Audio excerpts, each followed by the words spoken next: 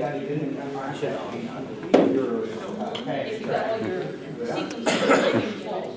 Okay, guys, let's begin. We do have a quorum. Dr. Maynard is on the phone. So let's get started. We need to begin with the Pledge of Allegiance.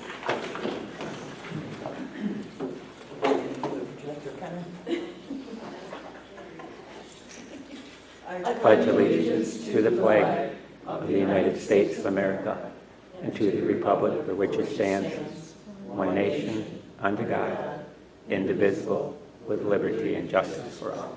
If you'd stay standing just for a moment, I'd like us to do a moment of silence for a lost EMS provider. Some of you may know, may not, but we lost Steve Cornell, who's been a provider in the system for many years. So, give him a moment of silence, please. Thank you.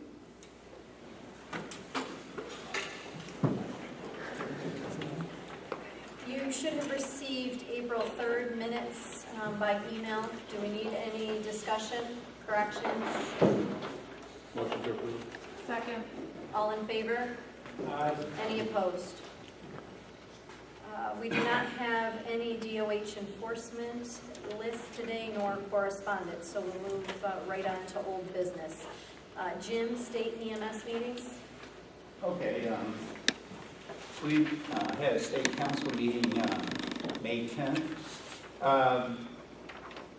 The big thing was the critical care.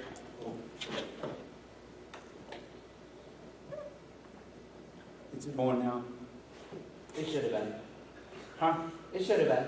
Okay. So anyway, we had a really, what I thought, a productive meeting. Some very positive stuff coming out of the state council for a change. I'm not going to go over the critical care tag too much, but we had some interesting comments at the CMAC, but I think the outcome at the Simsco was a very positive one. Ann sent out a letter to all agencies after the day on the status of the critical care. So you can, all agencies have received it, so I'm not going to repeat it. Another thing that was brought up was the study done by the DOH on the cost that EMS does, and that they're getting grossly underpaid by Medicaid statewide, and there needs to be increase in reimbursement. As far as Lee Burns went, gave a report. She said that she has no staff replacement. She's low on staff right now, so only high priority stuff is being dealt with. We asked for $20 million from the state budget, and we're getting a total of $15 million for 2017. So it's not good. It just doesn't look good. So anyway, EMS week at the memorial went good. First time I've seen 6 people give a speech, and they were all from New York City, because one of the ones put on a wall was from New York City. But another thing that was brought up, which I found it kind of interesting, and we have to look outside of the box, is last year 26 agencies were shut down due to the financial situation, some with mergers and all that. So far this year, 17 agencies have. And it is a crisis situation with the poor reimbursement. And I think, I know we went down and talked to the legislators about the reimbursement, but they said they weren't going to increase it in this year's budget, even though they knew they weren't adequately reimbursing EMS. It's a sad state of affairs, and I have a lot of empathy for people who are managing EMS services now. I really do. Having been there and done that, I take my hat off to you. That's all I got to say. Does anyone have any comment or questions for Jim? We'll move on, EKG transmission, we're going to defer that into the program agency report. Jim, I guess you're back up again with RSI. Yes. I haven't heard any more with RSI. They're waiting, the state needed our income tax return for last year. We had to answer a bunch of questions. You have to say what ratio of your budget is training and all this stuff. And I tried to use the year prior and they wouldn't accept it. I've been following up with John Purcell, and hopefully within the next 3 weeks that will be done. That's the last piece of the pie, but I'll work with Mark and you on scheduling the training and what you want. We can get going with all that. We've already prepaid for that stuff, so we can get that stuff going. Okay, thank you. 'Cause I think that's going to benefit the rural departments. There was a lot of, when we do the spring fling, the survey that I did was on training, and you'll see the number of people that wanted the advanced airway. That was very well received as a class that people want to see. I think the way we're going about doing it is going to be the best cost saving thing for the situation. And I thank the council for that. Okay, any further discussion? All right, minimum equipment list. And it's back again. So when I went out to do some inspections on the fly cars, I realized that we had identified for transport ambulances, there was some equipment that you didn't necessarily need in the portable bag, but you should have at least one on the ambulance. Well, those things like a cardiac monitor, probably a fly car should have as well. So, you know, there's some medications, but you'll see all the starred ones, and I sent this out for review, so everybody had an opportunity to review it. We had left where these stars are blank, and they're throughout, where we didn't require anything in the portable bag for a transport ambulance, and then I just put a generic statement at the bottom.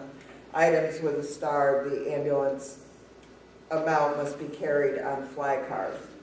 These items do not need to be carried in a portable bag on a transport ambulance. Is that clear, do you think?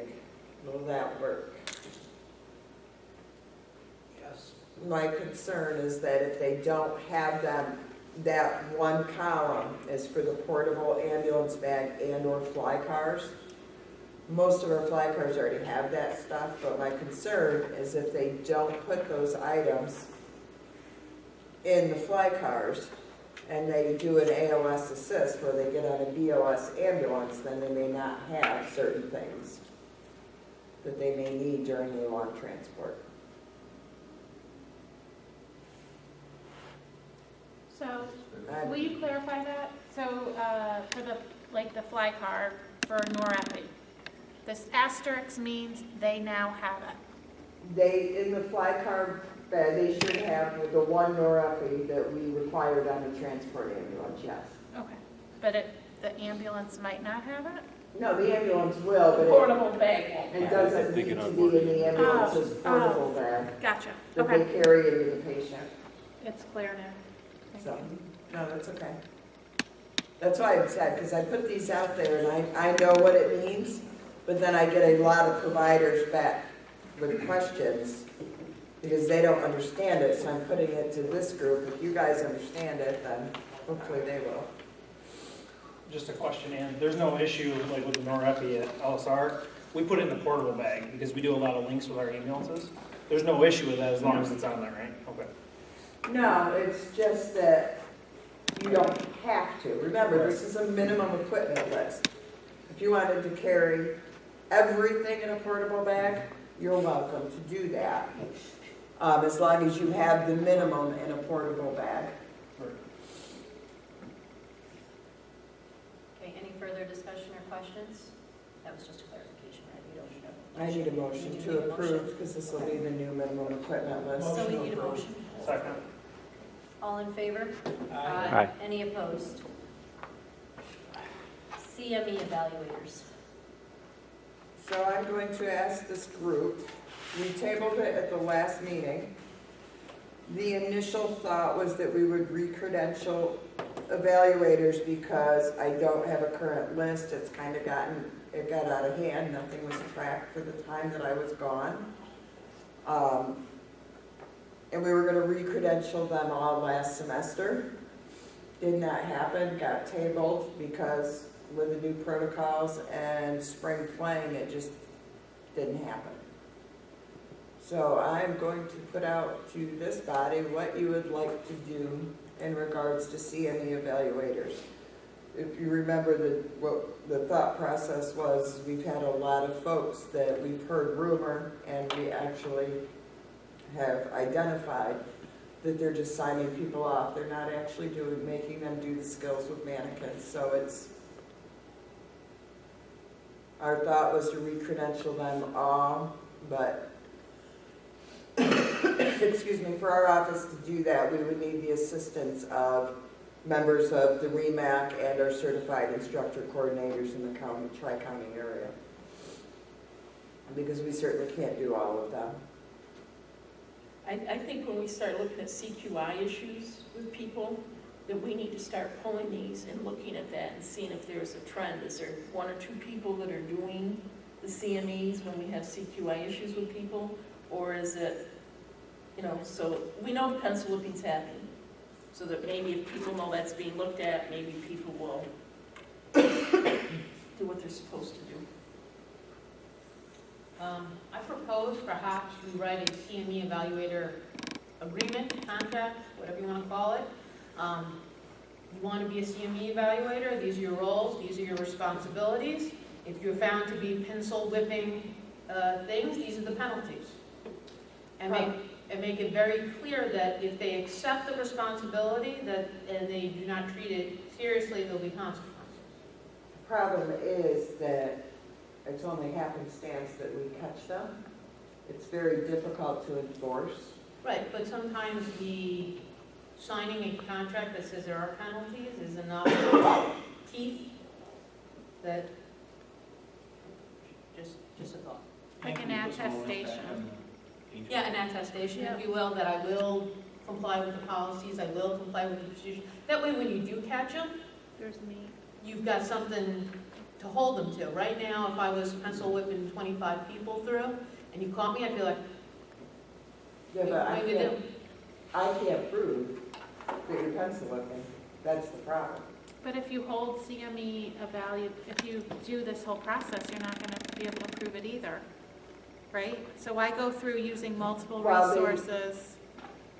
The thought process was that the CME evaluators would have to hold pre-scheduled classes that we could then pop in on, because we would know when they were doing them. We were going to develop a minimum inventory list, because we want to get away from this, pretend you got an ambu bag, pretend you got that med, pretend that they would have to have for each session so that we could make sure that the proper equipment was there as well. Was this plan ever put into writing? Do you have something we can put up there with it? No, Was it just never the put three in? of us. No, it was I just don't kind think of it a got thought past the process. discussion phase. Yeah, we just discussed it. So I actually then, what I would like is a committee, maybe to work on this and put that plan together.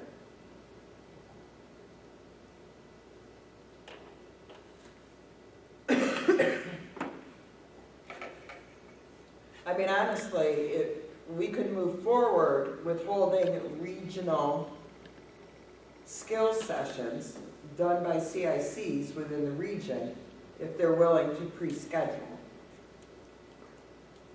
I think we're going to have difficulty scheduling CICs. I don't know what your anticipated schedule would look like, but most of the CICs are teaching at least one class, and most of them have a day job. So that limits the availability of most of the CICs. So if you wanted to have flexibility for the providers, I think you're going to either have to have a lot of CICs, which we don't really have, find them some time, which unless you could add more hours to the day, or have very limited flexibility for the providers who must come on Saturday. I think that's pretty much where that's going to fall. We had talked about doing some incentive, doing some pay to, if we could get a few people to do this as well. I think that's great. I'm all on board for that. I still don't think that changes the fact that you have class Tuesday, Thursday, Mark has class Monday, Wednesday, I have class Monday, Wednesday, Friday. Justin's teaching a class, and we all have very limited availability to do such an activity.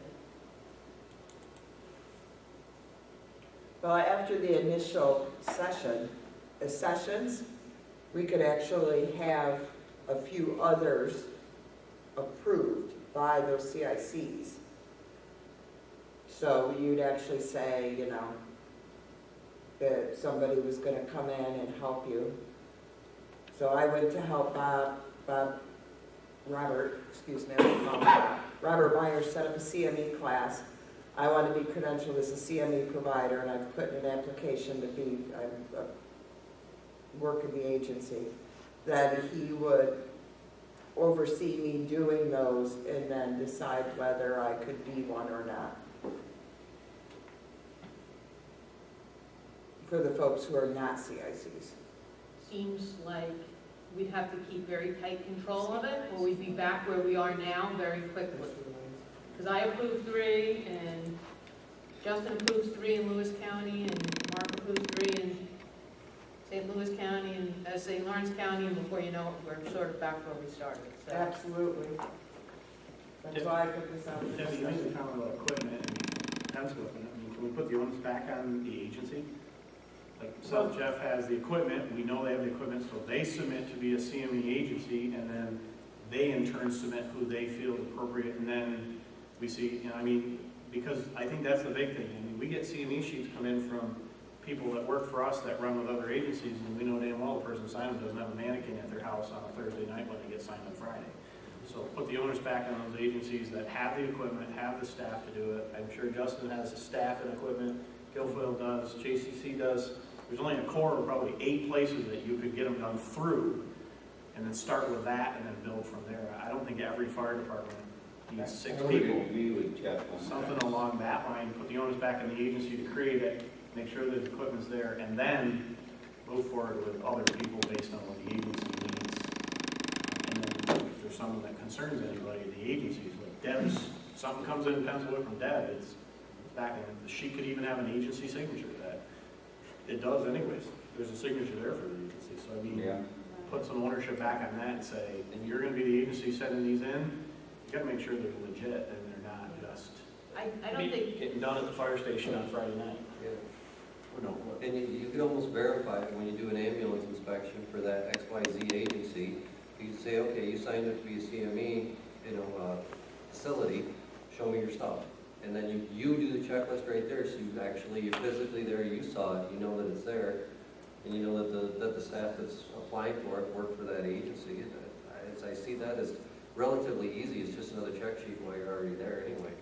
And make them register. Well, I do look at them for their agency when I do ALS inspections, for their members. I think he's saying look at their equipment. Yeah, that's But right.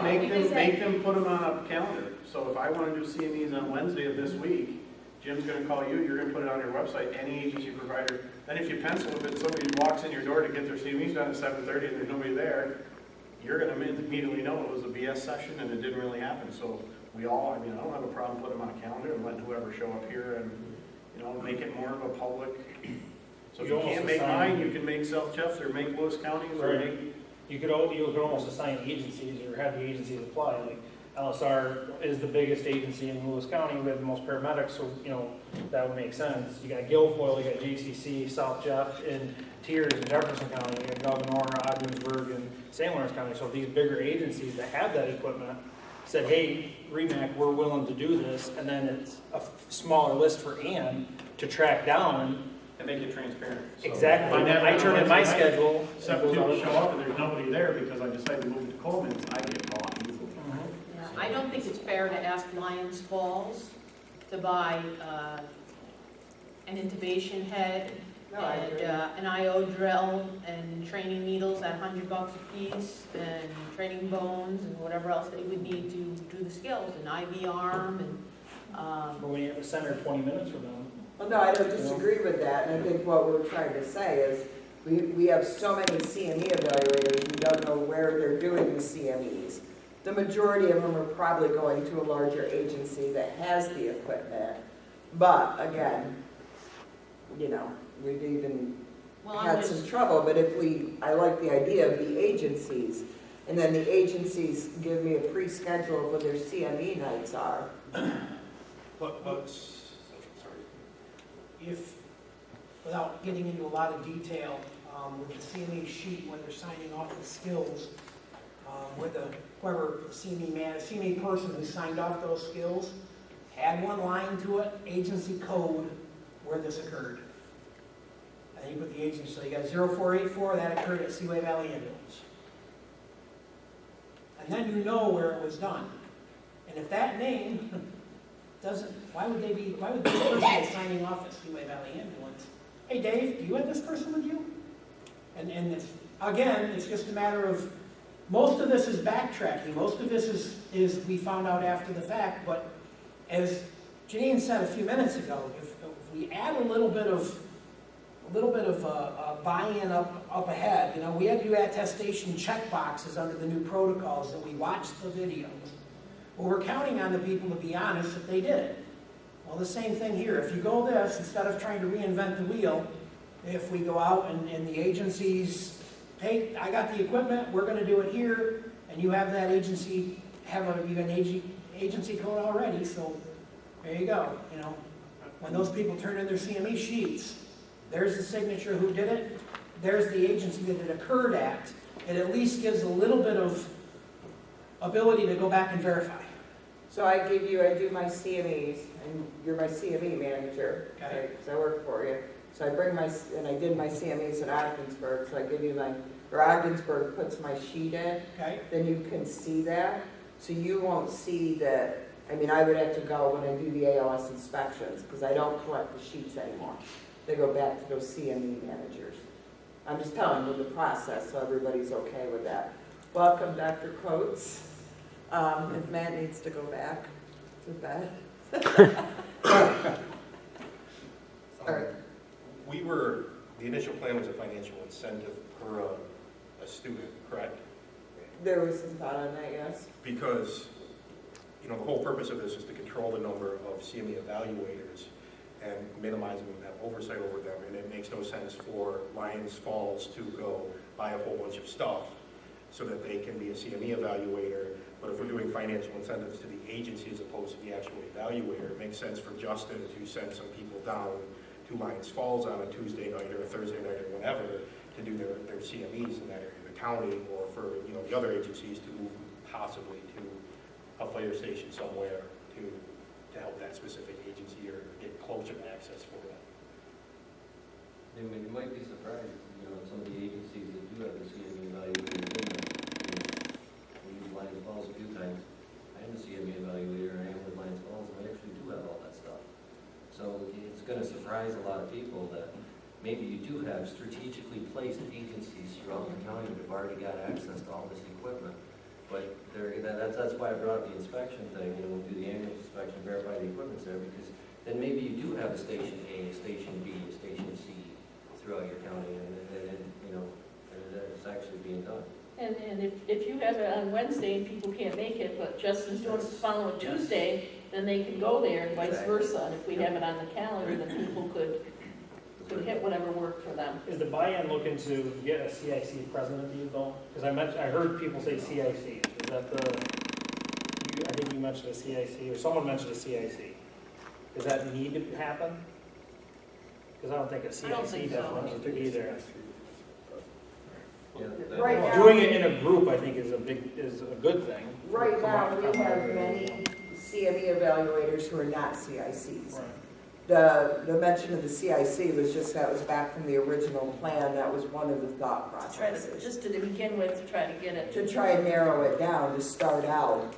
So You know, we weren't going to take it away from CICs. how about CIC or CLI? Right. I still like the idea of the agency, credentialing the agency and then having the agency credential their hand-selected people to do the evaluations. And, you know, especially if there's some offset to the agency for travel and stuff, it's probably not a huge deal to have a couple of my folk or anybody's folk go to outlying areas where that lack the availability. But then you have control and oversight over the agency, and the agency has control and oversight already over those especially since most agencies are also using it, I don't know about anybody else, but I mean, if you spend an hour and a half or 2 hours with Jim on a Wednesday night doing CMEs, when I come to my CME refresher, I want that 2 hours somewhere. So if there's no roster, there's no CIC involved, it's no good anyway. So formalize it, let the agencies use it, let them create, put the onus back in the agency. They should be responsible enough for their medical directors to come up with a plan that doesn't need to be micromanaged. I have to sign in and sign out and give them credit for it, because I do more than just the skill. And that might entice some providers to, you know, like Jeff said, showing up for a couple hours CMEs too, not just coming in and, you know, doing skills or whatever. But I mean, in Lewis County, there's 3 ALS agencies, and most of the ones from Harrisville are employed with me anyway, so the only other one is Lions Falls, and they only have 2 paramedics. So for Lewis County, it's not gonna be a huge issue.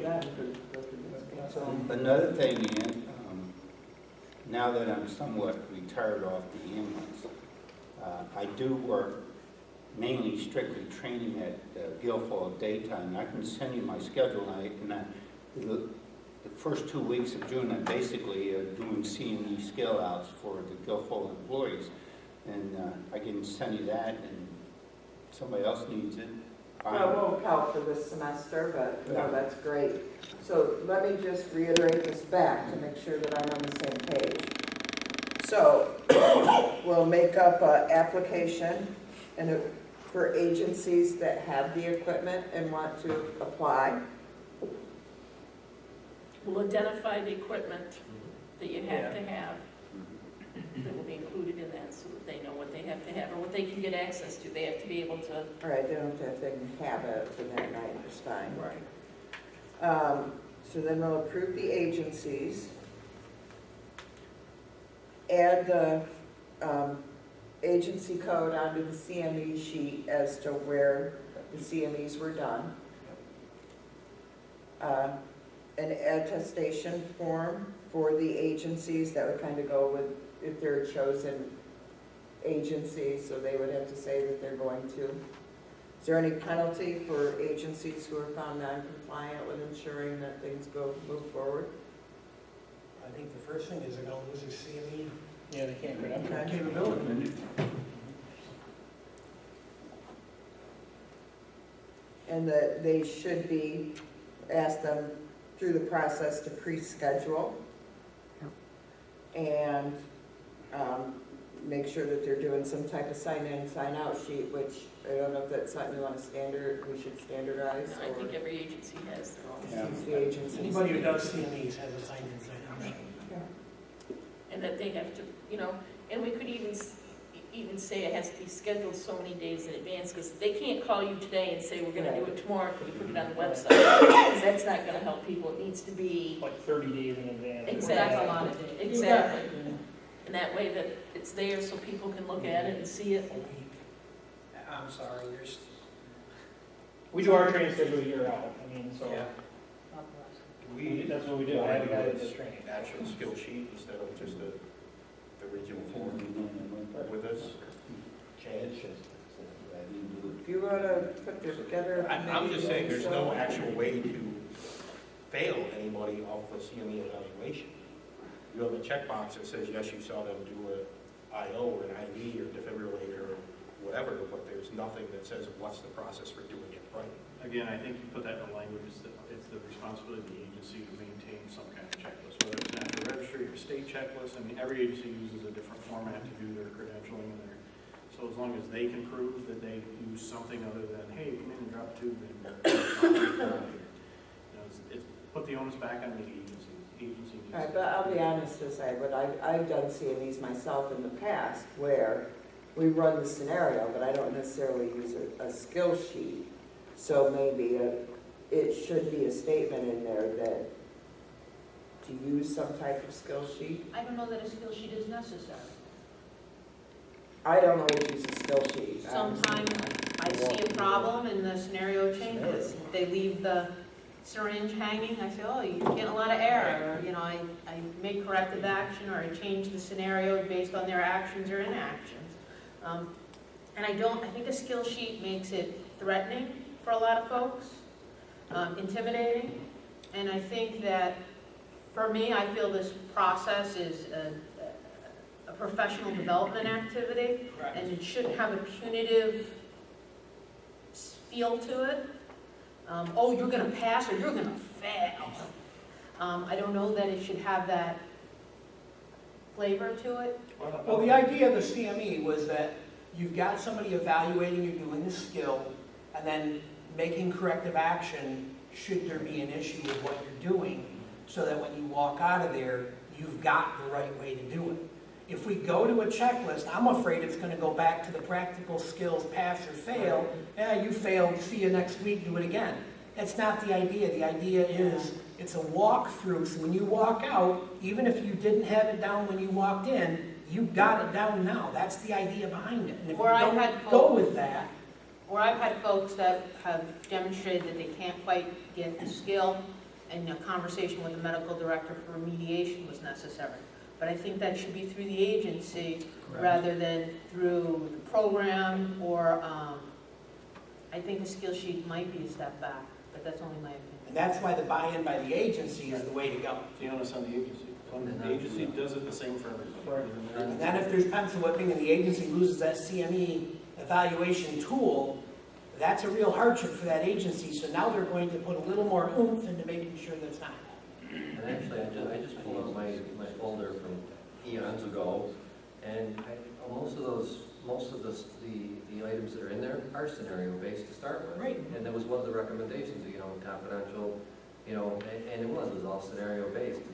And using those scenarios is great, and we change them up every year and we adjust things, and it's truly a learning environment rather than stand over you with a whip and say, this is the way it's gotta be. But that's how it was done. Yep. And it also allows you to use it for machine learning. Agency ownership, because, for example, we've had 5 full arrests this week. I've watched 3 different paramedics do it twice. I'm pretty sure I'm comfortable signing off on their intubation skills, because they were dealing with vomit and live pain. So that guy, I'm pretty comfortable with his intubation skills. So if I evaluate him and he can't get the mannequin, I'm not concerned. Onus of the agency evaluating the people and having a process in place I've for gone their to the team agency. concept, so I put the basics in with it as well, and try to do some of the basic skills to let them do Yes. some of those things as part of the team too, to make it. And you might see you might learn. I might come down to your CME session once and be like, wow, this is a lot better, and take it back and say, let's try this. So, I think let agencies create the wheel and. That's right, I think we don't need to reinvent this. No. Just make the agencies take on the ownership, and therefore they realize that it's theirs to lose. No, I'm good with that. I just, Awesomeness. wanted to get something that was not monotonous to track, and it kind of, the other one, and we just kept tabling it and not getting back to it, so I figured I would bring it up and see where we got to, because we had a short agenda otherwise. So what do you think, I need an idea of what you think financially, so I can look at my REMSCO budget to Now we have see, to look at budget. to see where I can take. I don't want to get shot here, but I don't know that we should do that. I think that the fact that we're, and again, this is my opinion, we're going to put this back out. The agencies are going to take on the ownership of making sure it's done right, so they get to maintain this, they get to oversee it. Well, on one hand, everybody'd like to have a way to get some revenue out of it. I don't know, I guess that would be the only thing back to that is if you're in an area where you just flat out don't have anybody, and what are we gonna do? But if you're talking about pre-scheduling, people can look at the schedule and see where they can go to come up with something. But there's a cost to the agency. So I work for Tiers. If Tiers is gonna bring me in to do CME evaluations for 4 hours on a Saturday, I'm probably not gonna do that for free. It depends on the agency. If Mark is available, that's great. If Mark is not available and he has to bring somebody in for 4 hours to do CME evaluation of his people and then some people from neighboring agencies, and there's a cost to maintain equipment. IO needles aren't free. I don't know. I think there should be a reimbursement to the agency, to the agency, that if they're using their mannequins, if they're using their intubation kits, if they're using their IO equipment, if they have to pull somebody off the road for 4 hours to be available Friday from 9 to noon to be there for CME, that they be reimbursed. I don't know what that rate is, but I disagree. In order to practice as a paramedic, you have to be credentialed by the region. So I have to be credentialed to practice under your licenses. It's my responsibility to get it done. I'm not talking about the individual provider, I'm talking about for the agency to, you pay Jim, don't you? I'm assuming, you don't have to tell me that. Yeah. I'm assuming you pay Jim. Yeah, So that's a cost out of your pocket. but in order for me to have Security is not 42, that high. in order for me to have 44 paramedics on the streets generating revenue and providing care, that's a cost I. Right, Cost of doing business. this part of the others came from I think- somewhere else, I think is where she's I going. would I argue think about- the equipment is where you go. I think at the end of a period of a year, you look at your budget, if there's $1,500 sitting there, maybe you look at what the needs are. Maybe you need 3 intubation heads. You buy some new equipment and disseminate it to the agencies that are doing the bulk We've of done it. that regionally in the past, and that's Some helped kind the of a agency. physical Now asset it helps versus search paying and rescue. people. When I was there. If you start paying people, you're gonna get everybody wants to do it, and then you're gonna be doing a bunch of classes of 3. Now, Right. you gotta have 10 to get paid, and That's the other thing, that we were gonna make sure that that wasn't happening. that you're we still did gonna have that. one person that needs it tonight because they've been out of time, so you're still gonna have those ones. Sure. Now you're gonna pay them $20 an hour to do one person, but the other group does them 20 at a time and gets the same, Well, so. then I'm thinking that somebody's gotta keep track of, did they do that so that we reimburse them? Do We're we gonna like create a the headache. idea and see what we have for Perhaps finances? it's a good point that we can disseminate some equipment. I'm just thinking from my perspective, if I have folks come into JCC and I whip through 10 IO needles in a year, they're $100 a pop. Well, maybe that is the avenue. At the end of the year, when we're looking, at the end of every fiscal year, we're looking for an avenue to spend some money. Well, what we need to do then is put it out to the agencies that are doing CMEs. What is the factual cost that you could see for equipment replacement from doing CMEs for the year? And then take some practical numbers and see what it really is. And good communication, because I can tell you, I got totes and totes and totes that have expired everything. I've got more IO needles We'd that have gladly expired give than I some of have it that away. aren't expired, so. Right. Good communication and share and give stuff away. Because a lot of that stuff has expiration dates. You gotta take them off the vehicle. I got boxes full Right. of drugs. So Tim looks like a I think warrior. that's the better way. Instead of paying, put that out as a That would disbursement. make keeping track of things. Yes. I like that idea, because I have to pay a training guy anyway to have It's the 20 the paramedics. It's a that cost we of have. doing business. Right. It's something you have to do. So that's I like the the other- equipment idea. That's the other side. That would be better. So if we had an email listserv then for the ones from these agencies, that communication could probably happen better because we'd have like an Instead of email rewriting listserv. the wheel, you just put together a listserv for the agencies doing CME. So then anybody can, Yeah. you know, once you get That that would be group better. going, If they can send it to me email and I can me, send it out if they have a request or need equipment. And if a certain agency doesn't have something, at the end of the year, we've got $1,000 to spend, maybe it makes sense to buy them an intubation head, or buy them a Right. IV arm, or, you know, or We did, we buy a we dozen surgical needles. airways worked pretty good. That worked quite well during the, look at that, quite a bit of equipment got distributed over the last 15 years. Oh, yeah. Okay, thank you. That gives me much better direction. Does anyone else have any other old business they want to bring forward? Yeah, I have to read some of my report. Before I move on to the program agency report, Dr. Holland asked me to share a concern or reminder that I think all of we ED physicians have concern regarding psychiatric patients. So psychiatric patients who it is very likely or probable that they have medical issues. For example, they are an overdose, or they've attempted to hang themselves, or a serious stabbing, other sorts of injuries themselves, should be transported to the nearest facility, not to the nearest facility that has psychiatric services. The patient that says they just want to, I want to kill myself, haven't done anything, and they look stable, they can go, you can take them to the 929 facility, but anybody that's made any kind of an attempt, or you don't think is stable, or you can't control the patient, you should go to the nearest facility. I just want to make sure everybody's aware of that, because there's some misperceptions out in the EMS community that I've heard. Any further discussion? Okay. We'll move on to program agency report then. I think before we do this, I will open up this can of worms, so kind of old business. I'm not sure whether it's old business or new business for this committee, but as you know, there's been diversions, not only in Jefferson County, but there's been diversions as well in St. Lawrence County. I'm not sure about Lewis County. I don't think you've had any over there that I'm aware of. So there is some ongoing concerns in regards to these. There was a lot of headway made the other day. We had a meeting with one hospital and their local transporting entity, and there was a lot of best practices that we feel that will work, that came out of that meeting. Jeff was there, would you agree with me in regards to that? And one of the things that was identified where most of the problem comes into, even though there's a policy statement out there, it's been sent out to EMS providers and all the counties, a lot of people don't understand what happens on each side of the totem pole, if you will. What happens on the EMS side when diversion goes into place in the hospital, and what happens at the hospital for diversion to take place. Right? It's not something that's done lightly, like, you know, oh, I just want to go on diversion today.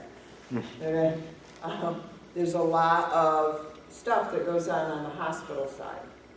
So we are going to talk about some of those best practices in a meeting with FDR HPO tomorrow. And we're also asking for the hospitals who are invited to that meeting to share some of their best practices, concerns, things as far as the diversion as well at that meeting tomorrow. But what we're hoping to do is to have some education that not only for EMS providers, but also for hospital staff, excuse me, to talk about what goes on. One of the other best practices, or what we think will be a best practice, is when the hospitals, and we got to get this information to all the hospitals, when they feel this surge, if they will, or you know, the potential that maybe a diversion is coming on, that they involve their local transport agency in that. Okay, so for every hospital, that's going to be different. Because maybe they can then move some patients, or that agency can maybe ramp up or get some more staff in, knowing that they're going to have more. Bless you. So in communications is huge. So each hospital, I'm sure, probably has their own name for what they call when they go on diversion internally, maybe a disaster plan, a surge capacity plan, whatever that in-hospital name is. It was identified that that name is not necessarily understood outside of the hospital. So if they do communicate with the dispatch center, it should be just diversion. And then, you know, if it's a psychiatric patient, diversion, or if it's because a CT scanner's down, or if it's a medical patient, you know, just general. Because if you communicate to EMS that they're under disaster diversion, EMS doesn't, does that mean the ER blew up? They don't know. So that was a common language thing that was identified. Communications are important. The 911 center in each county and each hospital should be working with their respective 911 centers to ensure that's happening and how that communication flows. And I just lost my train of thought. The biggest thing is to understand that we're all in this together. It shouldn't be EMS against the hospital or the hospital against EMS. These are our patients, and we need to ensure we're working together to help out the hospitals when they do get into these situations where there's just no more places to put patients and they're coming in quicker than they can handle them. No different than we ask our neighboring agencies to help us when the calls are coming in too quick for us to handle them, and we don't think twice about that. So this is a team thing, and we got to get the education, and for us as leaders, right, we identified that as administrators, we understand this, you know, but as we haven't necessarily done a good job of getting it down to those that are transporting the patients into the hospitals. Back in the 80s and the early 90s, when we were under Central New York, all the hospitals had agreements, and they used common terminology transport policies. Maybe that's something we should look at as a region, so everybody's on the same page and use the same terminology. Actually, that was brought up, and Tom Carmen committed that they're gonna have their, I don't know who, one of their, there's like 12 OOs in that room, so one of them is gonna work with legal to come up with kind of like a Miranda, like a card that just says, so we're saying the same thing, so there's no confusion. The hospital's on diversion, it could cause a delay, this is your condition, and this is what we would recommend, and Dr. Delaney and Dr. Gray, are committed to making sure all the doctors are educated on it, so it's like good. they would say, such and such hospital is red, such and such a hospital is green. You remember that, Debbie? Yeah, and John is going to be at the meeting tomorrow, and he has the information on that software that he'd like to see our region look at. It was very, it wasn't a lot that would of be a money. step in the right direction. Then all the hospitals could see each other and see what their status is. I don't know, it's what they use in central New York. Yeah, it's a cool system. It tells you all the hospitals, whether they're red, yellow, or green, so that you can see all the hospitals, so you have a better. You got 5 cardiac beds in Messina, and you know where the sun. Is that where it's being updated regularly now? Because we dealt with that quite a bit when we were doing the LEPC, is that it's not, part of that system is not always being updated, and so they could kick onto it and it wasn't always accurate. We can ask John. Okay. So you had some knowledge that it wasn't always being. Well, that was being discussed sometimes at the LEPC meetings, was that, because we were talking a lot about bed surge capacity, burn surge, what would happen with various different issues, and they kept bringing up this website, this thing, this hospital, I don't even remember what it was called fully. I don't know what you called it either. So John And there was did discussion say, on that, so. he did tell me that was an issue, that Okay. the information is only as good as what the hospitals put in. Right, if the hospitals don't update it, it's inaccurate. So again, that is what kind of our forum is at the FDRHPO, to try to come up with a common practice with all the hospitals. Okay. So if an EMS agency is having a specific issue with that, that hospital, again, they should be working We should be that working as a together, and we're trying to come up with a common plan. And this has never been, I shouldn't say never, this has not been an issue in our region like we've seen it in other regions, but it is starting to become an issue in our region. So. Is there gonna be any talk about, like if Lewis County General goes on diversion, that they have to notify Jefferson County, so Carthage knows? Because like, for instance, Carthage CT scanners down currently, me and Bob had a conversation about that. We had no notification. The northern part of my district, most of those patients get transported to Carthage.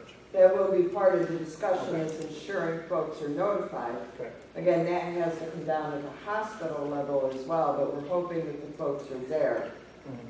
We did open up and we sent an invite for all the hospitals. I think the only one I hadn't heard from, maybe Messina.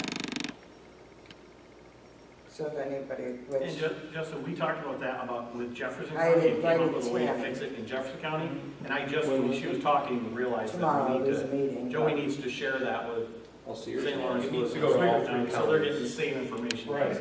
NOCA comes in, and all of a sudden, they're in Watertown saying, Because Syracuse is Copenhagen NOCA is too. closer to And Samaritan now, than it is. they're at the Yeah. square, and they should have went to Syracuse to begin with. So I added that to make sure Joey reaches out to the other 911 centers to share it.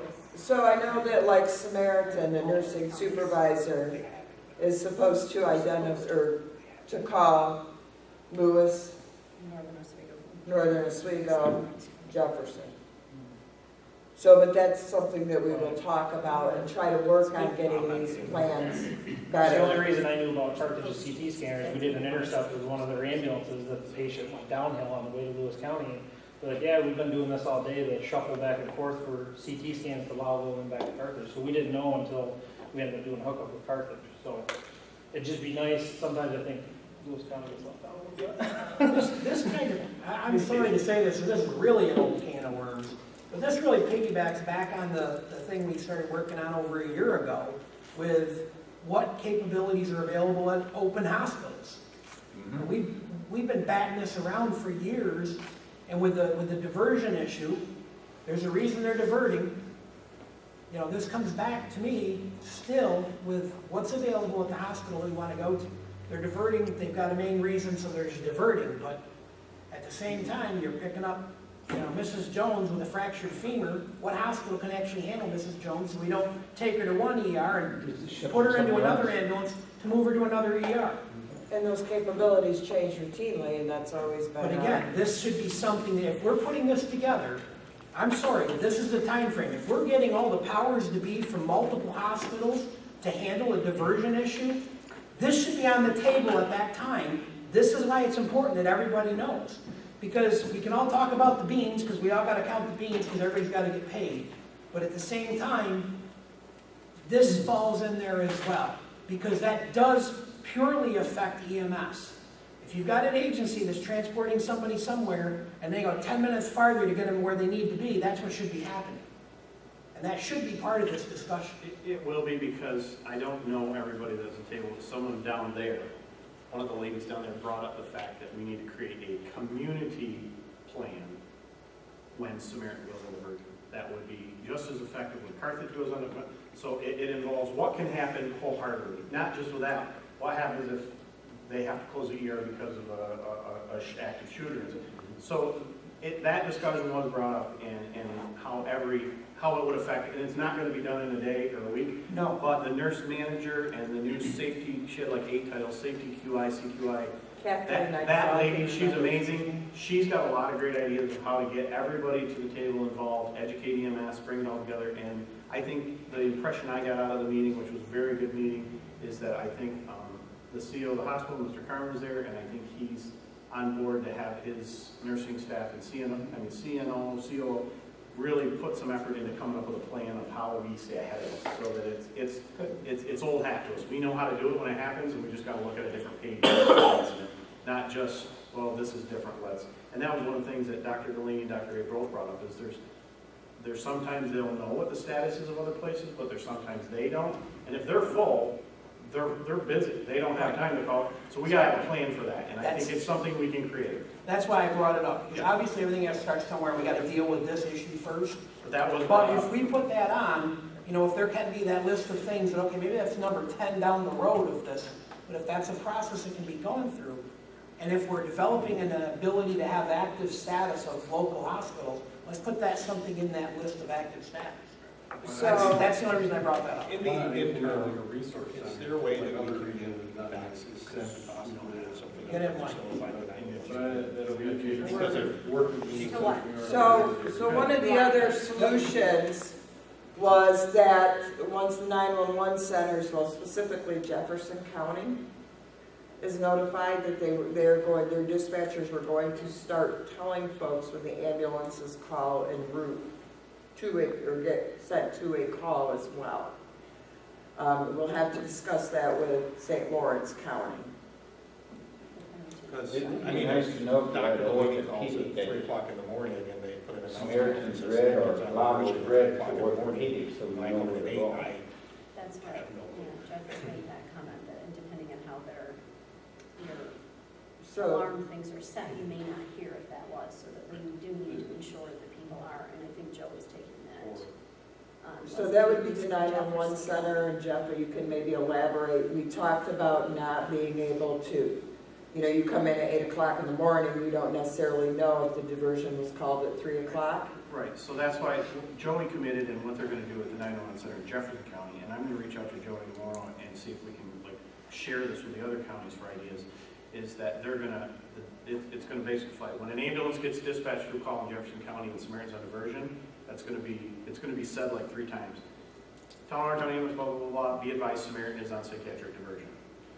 Then when they go to call en route to the hospital, they're going to remind them. The dispatchers are going to have reminders to continuously remind the crews that it's on. Guilfoyle will have to take ownership of their own. Self-dispatching agencies will have to take ownership of their own. But the 911 center, so if we get all the 911 centers together to do that, because that was one of the things that we do see. South of Bakerton, the crew switches 20 hours later, but we didn't re-announce it that night, and they didn't hear it, so they don't realize it until it's too far along. Well, they went on diversion Saturday. Apparently they went on Sunday morning. I never heard that. So when we had a call, I called dispatch and say, where I was in East Rodman, I couldn't catch them I couldn't have radio. radio had used the landline at the house to find out if they were on diversion still or not. And one of the things our medical directors pointed out, and we just have to refine it, and them knowing what's going on with the rest of the hospitals is part of that.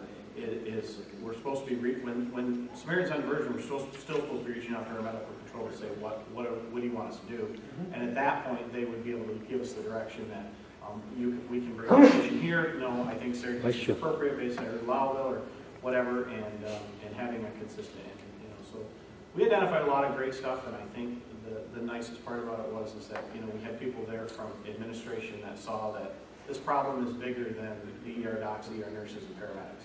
And administration's got to take some ownership in it and give us some resources and the ability to make it better. And I think they did. I think they did commit to that, and they want it to be better. So basically, it's a work in progress. And this is a system that we looked at through the GEMSCO. I don't know where it is here. Let's see if we can pull it up here.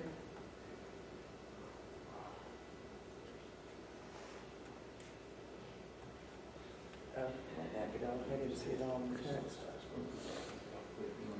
But I think it was cost prohibitive for us. I'm assuming that this tells what they have available. There's a comment section over to the right. This is what Buffalo does. When I was working in Buffalo, they list all the hospitals in Erie County. And they have an open status or yellow status, they do the red, green, yellow, black, and then they have a comment to tell you, like, radio's out of service, or...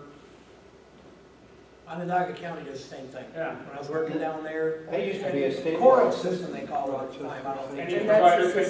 Any provider can open it up on their phone or on a website or whatnot and see.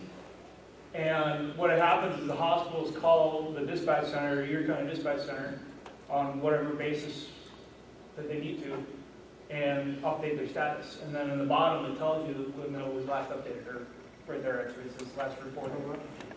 Advisory 2017. They used to do it 7 o'clock in the morning and 7 at night. They would upgrade their status, or upgrade their status anytime it changed to, and they started doing away with that. And correct me if I'm wrong, but We used to do that all the time. correct me if I'm wrong, but correct me if I'm wrong, Ian, but I believe our plan is basically we've opened up the door to communication. We know we got to fix some stuff. We've got some people taking ownership for what we got to fix. I think our next step we all agreed on is we're going to put some information together, and then we're going to get more. I mean, I'm not going to lie to you. Guilford was the only EMS person at the room other than Ann from the program. You see, we got our medical directors here, but our next step is to reach out to all the agencies and say, okay, what problems are the same with Lewis County, that are the same with Carthage Hospital, they're the same with Alex Bay, and then come together with our best practice from that aspect. And her meeting tomorrow is part of that, is getting the hospitals to say we have a problem. Now we'll get some of them people at the table, and then get everybody at the table. Specifically, the reason it was just a search is we met to talk about certain situations, but it led into it's a much bigger problem than just Guilfoyle and Samaritan. It's a system issue that needs to be addressed, and we're going to involve the whole system in it, but there's a couple things we just got to pound out first, specifically with us, and then grow it from there. So I think you're going to see a lot of activity with this. To come up with a protocol, we need a protocol. We need a plan. We need to not be winging it. We can't rely on Dr. Delaney, who's got 18 patients in the ER, Dr. Gray, whose hands are full with trauma, to try to figure out where we're taking a chest pain patient. There needs to be something in place, whether it's a software or a person or a nurse manager. We got to figure it out, and we will. We'll stay on this one because we want this to be smooth and not be in the paper. It's crazy that it's a news article. Shouldn't even be. I killed it. Is that your projector that's got all the fun? Yeah, it needs the lens cleaned, and I meant to grab another projector, and then I forgot it, so please bear with the sparkles. I don't know why that's projecting that way, but this will be a quick report, so. All right, so just an FYI, I did send information out to all the all the ALS agencies. The narcotic reporting forms have changed. Just to give them a heads up, they're going to need a medical director's signature, so they don't wait till the last day of the month to do their narcotics. And for the medical directors that are here, you may be asked to sign those as well. Previously, I believe just the pharmacy and The agency was signing those. And they're also requesting additional data on those forms, and that includes differentiating adult and pediatric patients. So as an agency, you may want to consider how they document that, so you'll be able to sort those at the end. But we weren't going to make another form, so maybe you want to just add into a current form that you have adult protocol used or pediatric protocol used. Because there is not an age at signs of puberty now that identify adult from pediatric. Just to follow up previously, we have to follow up with the state. We're not sure with all those BLSFRs we were working on. They were all done. All the paperwork was sent. They all were approved back except for Morley Fire Department in St. Lawrence County. We have not heard back on theirs. Beaver Falls, DOH has received their application. It's currently awaiting approval of the Narcotics Bureau. That's where we are with that. These are the new public access defibrillations. NewMed in Hopkinton, New York, and St. Lawrence County checked that they were a new pad provider, but I'm thinking it was an update because they've had theirs quite a while. And Lowville Police Department updated theirs, and Nordson, Berkler, and Lowville. Good one. So, regional adjuncts, I've given provisional approval to Lewis County Search and Rescue and Herman Fire Department to do BLS Narcan. And I would, Madrid Rescue is putting in their paperwork right now, so I would entertain a motion to approve Lewis County Search and Rescue and Herman Fire Department for BLS Narcan, along with Madrid Rescue pending receipt of their paperwork, since we don't meet again until. Motion to approve. Second. All in favor? Aye. Any opposed? Okay, we are still waiting on Waddington Rescue to submit their limited lab license from a previous approval, and I didn't have any other requests during this time frame. ALS inspections, I inspected Harrisville's fly car and Brownville ALSFR. Harrisville's was fine, of course, that's when I noted the issue on the minimum equipment list, but their fly car was in good shape. Brownville was missing quite a few items. Most of the items were ones from the new protocols. They have since sent me an invoice where they have ordered all that stuff, but they also are considering downgrading from a paramedic level ALSFR. I'm thinking to a basic, but they did not clarify whether it was basic or AEMT. They requested some information back. I gave them back some information on how it would affect, like their CME program and stuff like that. So we're waiting to hear back from them on what they're going to do.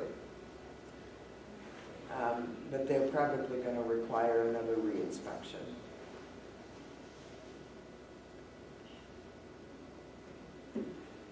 No big changes on the EPCR front. I will talk a little bit about the Coverdale Stroke Program in a moment. Natural Bridge was ready to move forward with theirs, but then did not get started. So we still have some that are in process, and we've had some renewed interest from a couple agencies on moving forward. Okay. Back to the CMEs. So the CMEs that are due at the end of the month, we have to look at the skills with the new protocols. Again, the didactic time was waived. Sorry, guys. The didactic time was waived. And just to make sure everybody's on the same page, if you're CC and you're required 10 hours, you'll be giving 10 hours towards your overall annual CMEs. And the same with the paramedics. They require 12, they would be given 12. And I know, don't quote me for the AMTs, I think it's 8.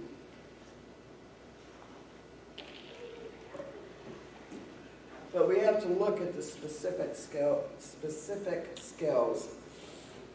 I think we're okay this semester, other than the fact that pediatric trauma suggests the ETV for paramedic only because CCs are not intubating pediatrics at this time. It'll be next semester, and by then I will have had time to meet with our other regions that we do the reciprocal agreements with to see what they're doing, so we make sure we're accepting CMEs back and forth. Would you guys disagree with that? Sorry, I had a terrible cold, and now it's just 21. No. Any objections to that? So I can put guidance out to the agencies on that? Okay, so the training I've done at Madrid Fire Department, I did an Narcan training on 525 and brought them into the opioid overdose prevention program. The fire department and the rescue was combined in that training. And of course, spring fling.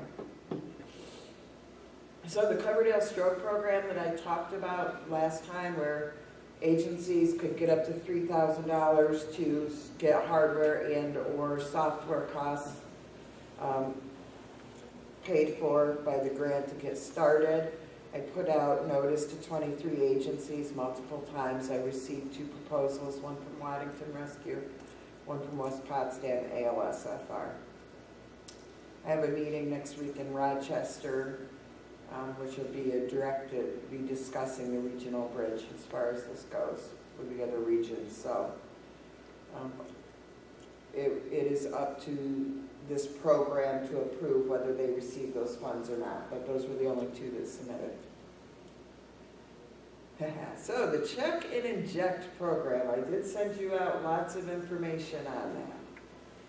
So the demo project is complete, and since I sent you that information, the check and inject program, Monroe Livingston, also sent out notice to all entities that had applied that the program was complete. The state has put out a policy statement, which I shared with you guys.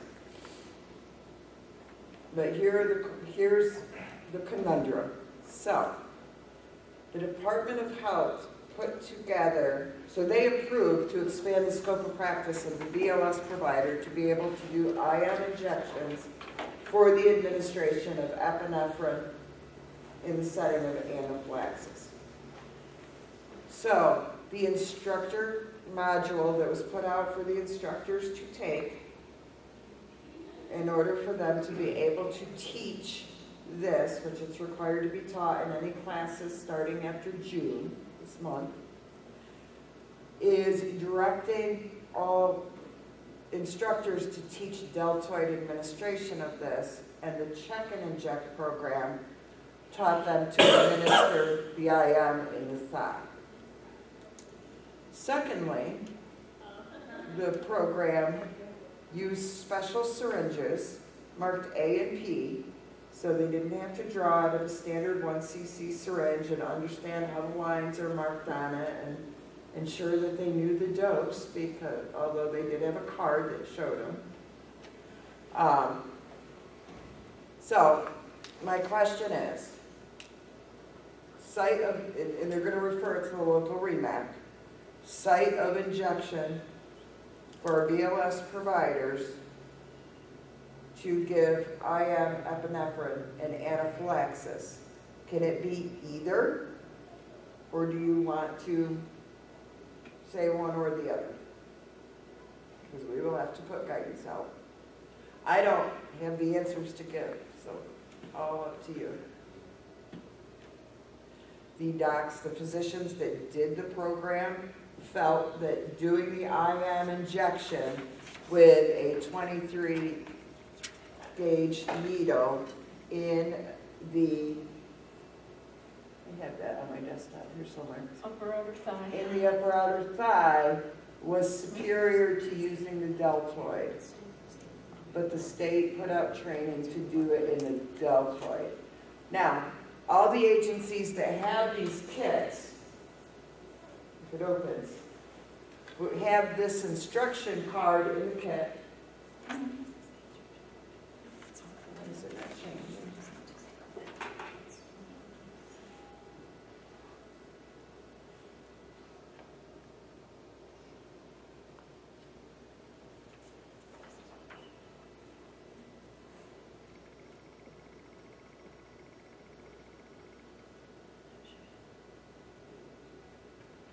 Really? So anyways, they have an instruction kit in, why is that not? Searching.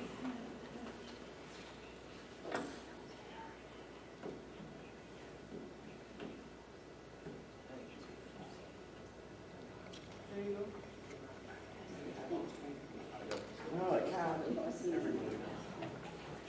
So this was the instruction sheet that's in each kit, but the instructors would be teaching it in the deltoid. And they're gonna leave it to the local REMAC. Which site? I think it should be thigh. That's what they know already. I think if we leave it at the thigh, that way if somebody gets confused in the heat of the moment, which shouldn't, but if they do, you're putting the EpiPen, if you still had it, in the thigh, put this in the thigh, you're all done, you're all over. You get a real skinny person, you try to get the deltoid, you screw that up, you go to the thigh, you got more meat. Just, that's my opinion. I'm of the opinion that the thigh is an easier target.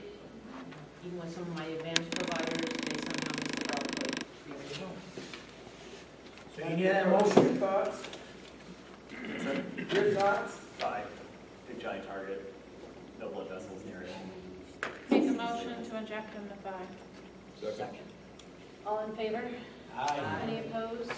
Further discussion? Are we gonna talk about the syringe now? Now we're going to talk about the syringe. So, I don't know whether we just put guidance out there saying that you can buy the A&P marked syringes if you so choose. But one of the reasons why the Commissioner of Health did not require those is because they can't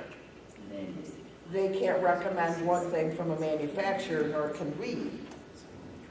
So you can still buy those through Boundtree Medical, you can still buy the kits through Boundtree Medical, or you can make your own kits. Now, if they use a standard 1 cc syringe, the providers need to be trained on drawing from that. It's so easy with the syringe now. If you give them the scenario for P, they draw to the P line. If it's an adult, they draw to the A line.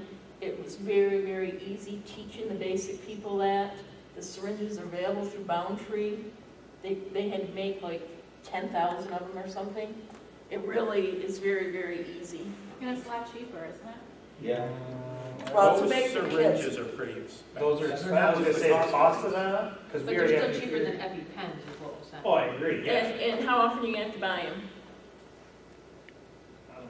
I think we can train the I think the basics are smart enough to be able to draw out a regular syringe. I don't think we give them enough credit. You might as well train them to do. I don't agree. I disagree. I do too. That's my opinion. I mean, I have, again, even some advanced providers have difficulty when they're anxious, even on state exams, drawing to that 0.3 line. It's not a matter of smart, it's a matter of frequency of doing the skill. And I would say that one training, even a training annually, may not be significant, may not be sufficient to have them proficient to draw to that 0.3 or whatever dosing they need line. I think the P and the A are harder to mistake. That's only my opinion. I think the way around it is very simple. The region just buy 2,500 of them and give them away, because then there's no conflict of telling people they have to buy a certain product.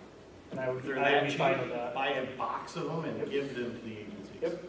Because you can't tell, we're gonna be in the same position as the state. If we say you gotta have an AP syringe, then the REMAC just told me I have to buy. You have to buy it from I don't buy Boundtree, it you from have to buy this, correct. I agree with that. So, you know what I mean? So if we're that concerned about the A and the P, then we figure out how to just buy them or recommend them. But if we create the protocol to say it's gotta be that syringe, which we think is safer or more effective, then the easiest way to resolve the legal issue of saying you have to buy a certain product is to just buy them I agree. in bulk. I don't think the syringe expired. does it?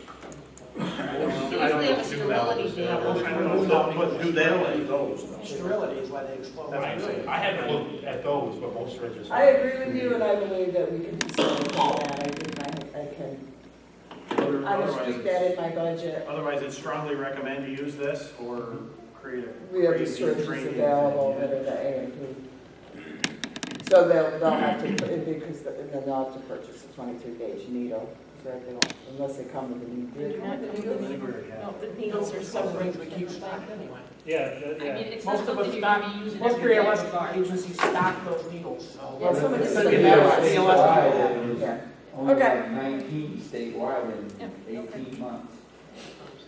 So it's not going to be Okay. that long.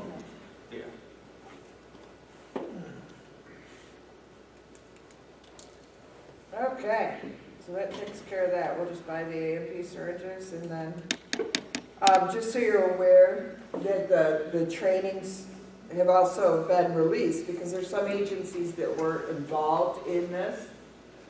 So in that guidance letter, we'll include the trainings that Monroe Livingston did. They put up on their website according to the letter. I haven't gone to look for them, for any agencies that didn't have it. My computer doesn't want to move.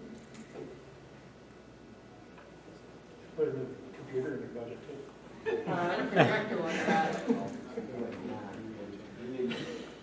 Yeah. Walking for like. I know the guy number they used to be over $1,000.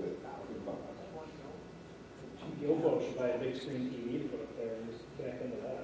Well, I don't Yeah. know why this is being so Get right on temperamental. it. You go buy the USB cable that reaches back here, we'll be all set. I got the cable I'll buy right the now. cable, you buy the TV. I got one sitting in my office. Perfect. Yeah, that's right, that big old. Another 6, 7, 8. That wasn't for a million, that's it. Bill Slack one's really good. That's the same where I got it. Not long enough, Jim. Okay, so I did send you out a survey, which I forgot to, I told you, I forgot something in my report. So one of the policy statements that was out there talked about CQI. And I sent you out a survey. Oh my Lord. This doesn't want to do anything. I sent you out a survey. They had some of the questions, and the goal is to have the agencies answer the question. And then if they did have that type of a call, then they need to send us the PCR with the patient information. It's just not doing anything. With the patient information, so we can go through there and pull the data points out that we want. So, you guys should have all been able to view that. I cannot bring it up on my screen because my computer won't do How many anything. data points are there? Right now, there's 15. It also are yes and no. I don't want to damage. And then they're just a yes and no question. So it's a very simple survey that if they're reviewing their charts routinely, they should know whether any of these procedures have been done. Are you planning on sending out ahead of time? So like in May, I'll know what you're looking for in June so that we can do them as they go? Because like at the end of June, I've got 500 PCRs I have to flip back through and look, or I have to run reports and try to pull those PCRs. And we're paperless now, so I have to literally print those PCRs up, whereas if I know up front what this month's is, I can post it, and if they have that, they have to print that off and put it in the secret. For the most part, they will be the same unless this body decides to do something different. And at that time, we'll go advance notice. Because I looked at your list and it would be about probably about 500 calls a month of ours would qualify for one of those spots, which is a ton of paperwork. So, you know, I mean, we have a lot of guesses. You finally Especially got rid of especially the Guilfoyle's Narcan, paper especially like the Narcan one, that's like 3 days. 3, 4, 5 a day, every day, some days more. So, I mean, there's some of those. Well, so that's another reason for doing this, because if that's the case, we're seeing a disconnect in our image trend data, and that's part of what we're looking at. Right, we've identified that. There is a disconnect. And so if providers aren't documenting certain things under however they're, and I don't know how your EPCR system works, but like EMS charts, if you give Narcan and you don't document it as a pull-down box Through the through medication, it doesn't upload to image trend. So we don't see it. Zillow's the same thing. So it's the same way. I don't know about your system. It's the same way. You have I to mean, put it each, in the each, you know, again, back to the nightmare of, we have no good data. This is gonna be our first attempt at getting some good data for our region. Now, you know, it depends on what we're looking for data points. You know, that we wanna be able to go in and actually, we're gonna physically pull that data, but, Yeah, and we don't have a problem giving it to you as long as we know ahead of time, but if you come to me in Right. December and say, we want all your Narcan administrations for 2015 and we need PCR for every one. no, these will be go out monthly. I've written out hundreds and hundreds of PCRs versus if I know ahead of time, I can have the crews bring. Right, and that's once we get these approved, it'll go out monthly, and I would suggest that, I'd like to backdate it to April, but I don't know if that would be a huge problem or not. April 3rd, or when the new protocols started. There's two that I thought we should look at adding. One was surgical crikes, so that we can capture that. And the other, the STEMI, so that we can tie that in with our STEMI program to see if any patients met that and should have gone to the STEMI center so that we can try to capture all that data all at the same time. If you don't mind me throwing this out, the other one I think you need to add in light of what we just talked about a few minutes ago is I think any patient that gets taken to a diversion hospital, either demand or because the doctor requests, I think those PCRs need to be reviewed as well to make sure we're not abusing any. I mean, it's not a huge number to add, but if a patient ends up at Samaritan and they're packed to the gills on diversion, I think we need to be looking as a region to say, why did that patient end up there? Because the doctor said so. Okay, it's over. The doctor took the report and said, bring them here. But if we see a trend of, you know, the same EMS provider was getting patient demands every time they're on diversion, then we know we have a problem. And maybe, excuse me, is a good thing. And again, some of this is putting some of the onus back on the agencies, and if you actually look at public health law, they are required to report to the REMAC. So those would be the things that we're asking them to report to us.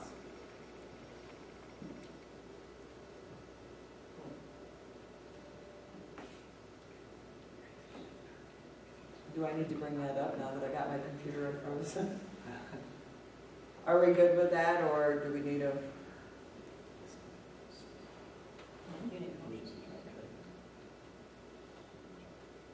I don't, we can do it in motion. Well, I guess my thing is, what do we do with the ones that don't submit it?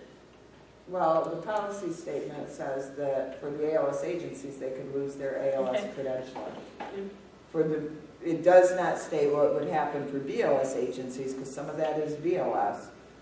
But they could also, I mean, that's up to this body if they feel that they could lose their BLS modalities. Yeah, I think should the be ALS resources agencies that are are getting reporting. dinged. Huh? I think if the ALS agencies would get dinged, then the BLS agencies should be just at the city, you know what I mean? I agree with you. You should have to pull, you know, Narcan or Bureau, whatever we can do, because if the ALS agencies are gonna get hit, if we don't do it, then the BLS agency should be the same. And is this just going to ambulances, or are we trying to capture this from our CFRs as well? Well, I think for the epi administration from our CFRs as well. I mean, some of that is BLS, the Narcan, the epi. Because I was just thinking that hopefully that would be captured, because if you were the ambulance responding, then you would have that information. So I just don't want it to get counted twice so that it inflates the numbers. They're supposed to send us their PCRs. And I mean, that's, if we want to just do transport agencies, we can.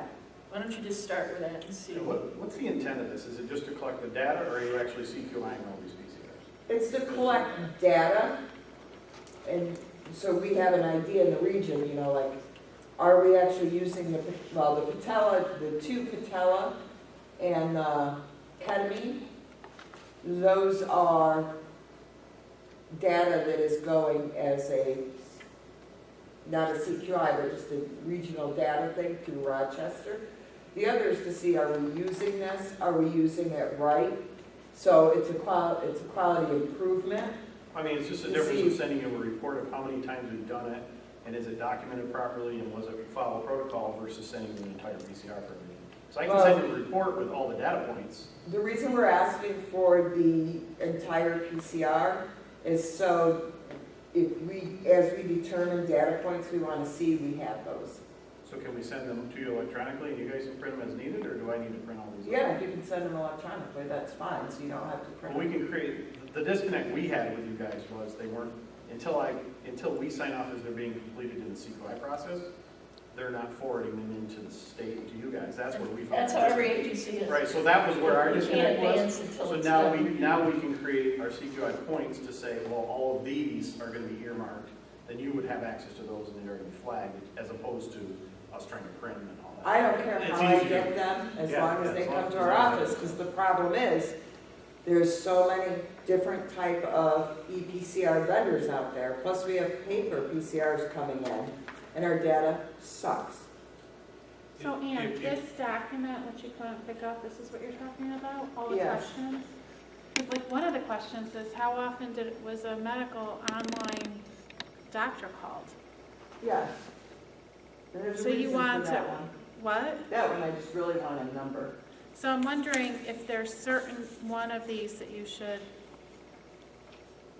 like the low number, low volume ones? I don't know.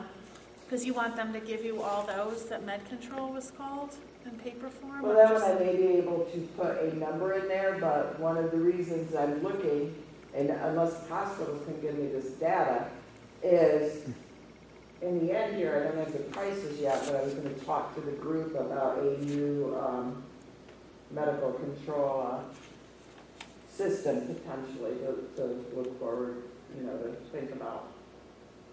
They didn't get pricing back to me, so I don't know, but So the electronic EMRs, do they have drop downs for all this? And therefore you can tell the agency to give you a report from a drop down? And it's on them to do it? they should be doing CQI and knowing what, otherwise they have to look through their PCRs. I mean, most agencies You would honestly elect- want like all these charts and then review them yourself on a monthly basis? That's insane, Ann.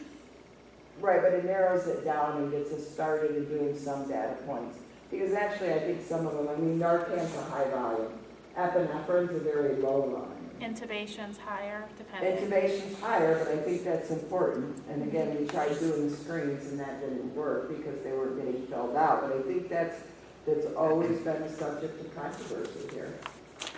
That if we don't have them to get the data from. If we're looking for true data, though, we need to include the non-transport services, because if I hook up with a first responder that gave epinephrine, I didn't administer the epinephrine, so it's not going to be flagged in my QA/QI stream to pull that chart, maybe you're going to lose that administration. So it's really got to go with all agencies in the county or in the region. And that's a lot of information. I have to agree with my, when you have, like my agency, I audit every narcotic administration, I'm adding a lot of charts to my plate, Jim's plate, and Bruce's plate on top of everything else. So it's not just a matter, because I can't just send you a chart that we have in CQI and say, you guys CQI it because it's what you've asked for. I gotta make sure that we're not screwing the pooch on our end before we send it and make sure that we don't have an internal problem.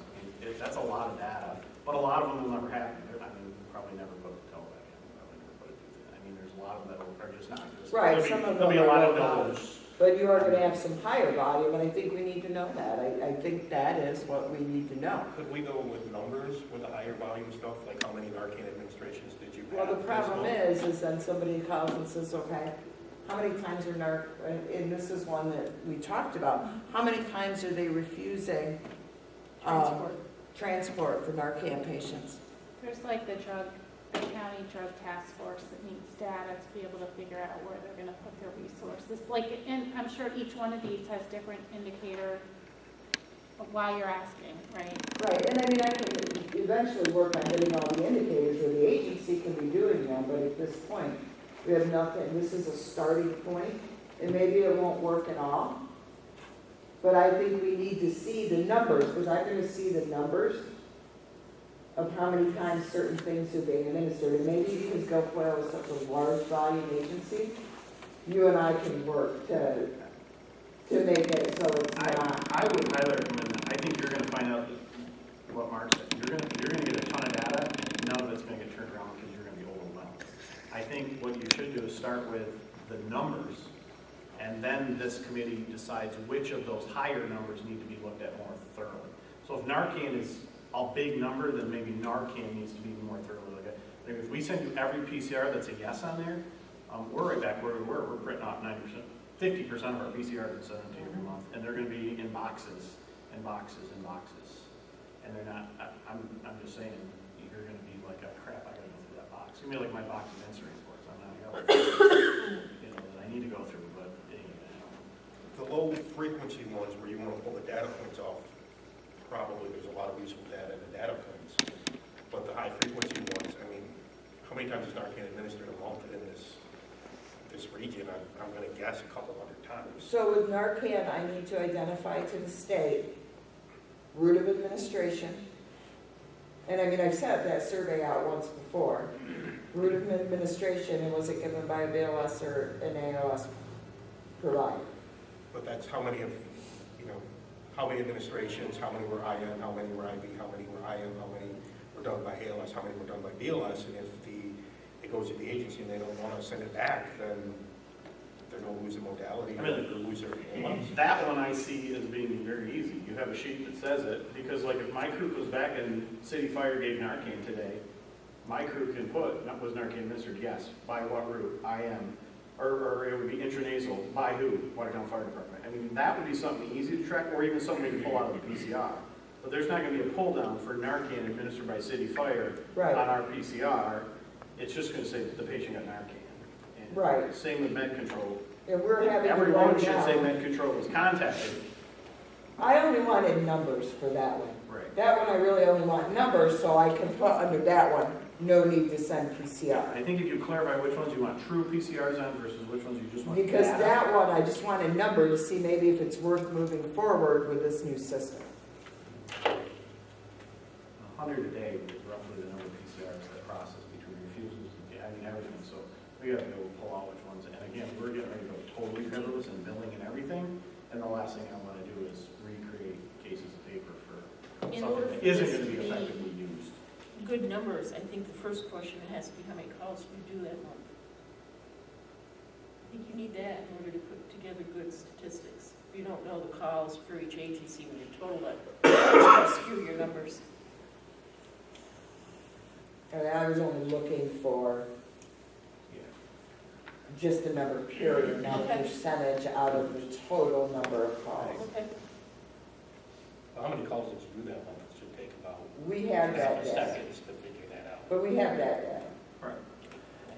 Because we have the number of PCRs that were generated. Because you can't necessarily go by calls, you just go by patient contacts for that. Because you may have 4 patient contacts on one call.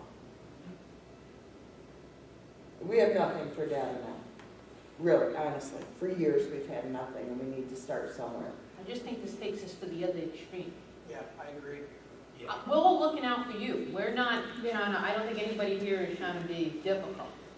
You know, if I had a magic answer for this, I wouldn't be doing this. The good news is, after 30 years, I don't think the state has data from when I started in '88 either. So, I mean, they haven't figured out as a state how to get good data.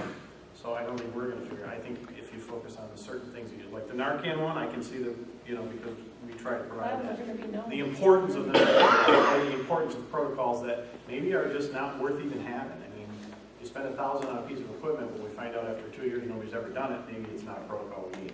So things like that I think are very focused. And my other concern is when we talked about the CME sheets and the check sheets is, we don't want to make a CQI system issue a disciplinary issue.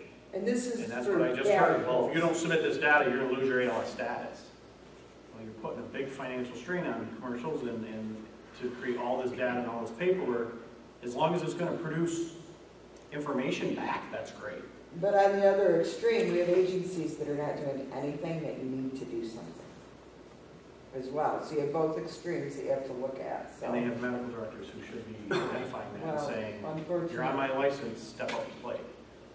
Fix it. So. Sorry, we've had too long discussions on some things here. Are we good with at least giving that a trial run? It's good. Okay. Are we good with giving it a trial run for the data? Do you want, because I just heard Dave say something, I think I agree with him. Why don't, like, the first month, you just request the numbers? And then if, like, say, search and rescue gives, we give ketamine 6 times. The region says, all right, we want all 6 of those PCRs at that point. But I think you need to get a baseline of numbers, because I agree with Jeff. We're paperless, you're gonna ask for a lot of paper. That's gonna be a pain. Well, I don't- Then John's gonna be messaging me more about not only uploading my charts, but sending him PCR, paper PCRs as well, so. Well, hence the reason why going through electronic has not proved beneficial for adequate in the region. Correct. It's like, Yeah, because now we're not getting anything. because I think most of those, like Deb said, is gonna be a lot of no's. So first month, okay, no, then we can meet again, wipe those off the plate, and then focus on the ones that a lot of. And you can form a list of what you need. Right. But if we could And get, maybe it's quarterly. Maybe this quarter we want PCRs for these 3 things only. Right. You answer all the questions, but this quarter we get these 3, this quarter we get these 3. If we have the If charts. you start with just the numbers, you can actually make a legitimate list of what you want. Yep. I think it's better. Okay. I'll do something with it. I don't know what. Moving forward, STEMI triage. So the STEMI program, I'll throw the slide up in a moment and give you an update. We're moving forward. Jonathan's done a great job at getting all the equipment together, getting it there. We're still working on hospitals with the emails. One of the things providers have said to us is we have forgotten how to use it or what to do. So this is just a little algorithm that will laminate and they can put in their ambulance so they remember, capture the picture with the Surface Pro, their paramedic provider. Their curriculum teaches them to read 12 leads, so they should be able to identify a STEMI, transmit the 12 lead via secure email to their destination hospital if they're bypassing the local hospital. Again, this is only to incorporate a few agencies that are going to be within that time frame to get to a PCI capable facility. And of course, if they're going into Syracuse, to contact Onondaga Fire Control, advise the receiving hospital, etc. If they're critical care, they transmit it to their local medical control facility, contact medical control as soon as possible about their destination, whether they should bypass or not, and then if they do bypass, then they'll contact, if they're going to Syracuse, we'll have to put the same in for other potential PCI capable facilities, if like Lewis County is going to go to Utica, or St. Lawrence County was going to go into Plattsburgh. So all this is just a down and dirty little reminder thing. No change of anything that could be laminated and put into the ambulance. We put it out there and asked for providers to give us input back that already have the Microsoft Surfaces. I only received a question. I received questions like, is Samaritan a PCI center now? Because I don't think they understood the program and the differences between a paramedic and a critical care being able to, one is trained in their curriculum to read a 12 lead and one is not. Anybody have any issues with this? Why don't you move it down and get some notes at the bottom for people with phone numbers and stuff too? So we're gonna get the CQI form to be left at the hospital. This was all part of that grant. And we have to the end of the year, we really would like to hopefully get some usefulness out of these. And remember, they can be used if you're out there in the field and you have an irregular rhythm that you just want to give the doc a heads up. This can be used for that too. You know, this is what I got. It's coming in.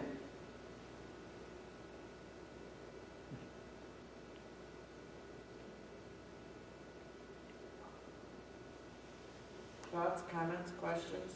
Looks good.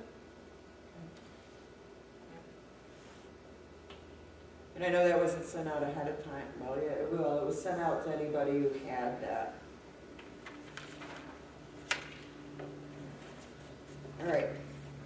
shortages.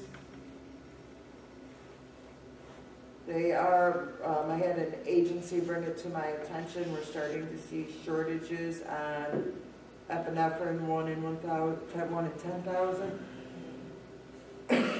Atropine and calcium chloride. So from this group, I just want to, there is a process to follow, but I was just looking for a general consensus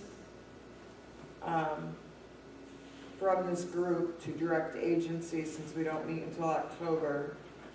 If it does come to a critical mass, where do we want to go with it? Calcium chloride, I think they could live without until they got to the hospital. Would anybody disagree with that? With a limited amount of times that it may be given in the field? What'd you just say? I'm sorry. Calcium chloride. What about it? If they didn't If they- have if it, they they don't should have it, wait they till the don't have it. hospital to get it. Yeah, I mean, it's reasonable. Atropine. There's other alternatives to I just don't face. atropine, correct? I mean, as far as oppressor in a drip form or pacing. Is there an alternative that's, you have pacing? Sure, was the alternative to epinephrine, and if that's on shortage, then, I mean, you're gonna have to pace. You're gonna have to pace, so. I mean, my suggestion for these agencies is make sure you have it in your portable bags or whatever, and not keeping the ambulance stock. Necessarily, we're not gonna mark you off if you don't, if it's in shortage and you don't have the additional ones you need in the stock. And the Epi 1 in 10,000, I think last time, didn't we have them? Because we had this once before, we just had to mix it, didn't we? Flush them 1,000. Yeah, it's no simple fix on that. I'm just letting you know it's coming. So I think we need to give direction to the agencies on what they need to do, because they're not gonna know what to do if they can't get it. When I ordered it last Friday from Samaritan, Epi, atropine, we're all back ordered. And when I go to the FDA site, it says that they're on shortage. So maybe you can come up with a fact sheet and send it to them. So does this group approve me to do that and then get Sarah's blessing on it to send out for alternatives? Yeah. Yeah.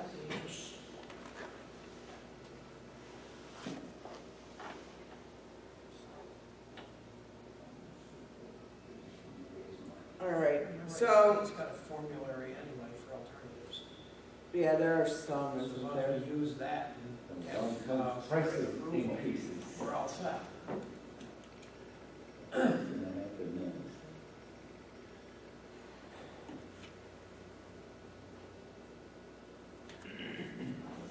All right, so I did send out the schedule, or that Debbie put together just for your consideration, but there was discussion on moving forward, or moving the October meeting. Oh crap, I skipped a new business, sorry. There's your STEMI program update. I'm done. Sorry, I was skipping on on. the schedule, you're on the schedule, we'll go back to new business. I want to talk about the schedule. So move, our next meeting can be in October 2nd instead of in September. That meeting proposed dates for next year along with that change was sent out. And the reason for that change is because the state EMS meeting happened prior to that. I was trying to tie it out so that we were giving you current information from the state council with as much as came out of this last one. If it continues like that, I want to make sure that you had good information, and that's why the February meeting too, and not meeting in January. Let us go state council in January and have a meeting in February to give you the good information.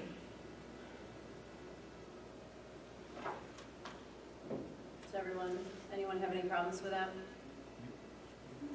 So we'll pass that along. Remsco has the final approval on the schedule, the tentative schedule. But we'll pass that information along that it was presented here as well. I'm done. Okay, New business then. Deb, you had some new business? Did you want to talk about that? I do not. Okay. I'm going to skip that because I don't have the quote and, I'll have Ann email the spring fling survey results. I can pull that up pretty quick. I broke it out by region, so I've asked Ann to give Central New York and all the other regions their results. So I was just sharing the North Country ones with you, because I didn't think it was really... And I did send those others. Make sure I can pull it up real quick.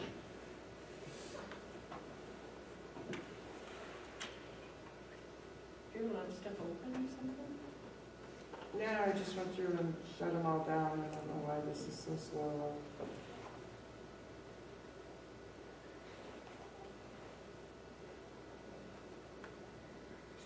Okay, so there's the levels of care, 52 EMTs, 3 CFRs, 6 critical care did the survey for the North Country. 30 volunteer fire ambulance was the big category for the primary agency. You can see the years of service there. The largest one was the 1 to 5 years. Research, 55 of the participants were in the research, only 5 were not. What they currently had for training is listed there. And then I asked if the funding were to be eliminated, would you be able to pay for your own EMS classes out of pocket? 21 said yes, 37 said no. And then we asked questions about training in their region. Classes are offered on a regular basis. 1 highly false, 4 somewhat false. Somewhat true was the big one at 31. Classes offered within my county, 27 said somewhat true. The majority of my training I received at Spring Fling, 20 said somewhat true. Training CME hours is easy, 27 said yes. My region has enough instructors was, what is that categories? Somewhat false, somewhat false. They didn't feel that we have enough instructors in our region. And my region has enough training supplies, 25 said neutral. Classes they were interested in, I thought this would be a good starting point when Ann and I start working on Spring Fling next year to see if we could tie into what people wanted to see. And you can see 21 wanted a difficult airway course, so I thought that was promising. 18 CPR instructor, we did that 2 years ago. CPR, people would like to see ACLS PAL, so I just thought it gave us some information to see when we're looking at what we could do for topics for next year, something to kind of tie out against. And in the spirit of survey results, we also surveyed our agencies regarding their critical care level and whether they're in the CME program. And at this point, out of 29 surveys we sent out, we got 21 or 22 responses. And out of those 22, we identified only 3 agencies that were not in the CME program. And these were ALS agencies that were not in the CME program. I've already scheduled two out of those 3 agencies to go discuss that with them in light of the changes from the state. They could sign a contract with an agency to provide those services for them. Right, and they just don't understand. I provided them with the manual, and I'm just going to provide them with multiple options of what they can do.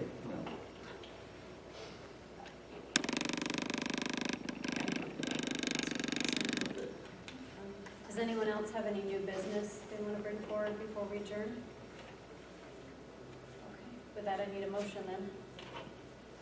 Yes, CQI. Okay. So we do have We CQI. do have CQI.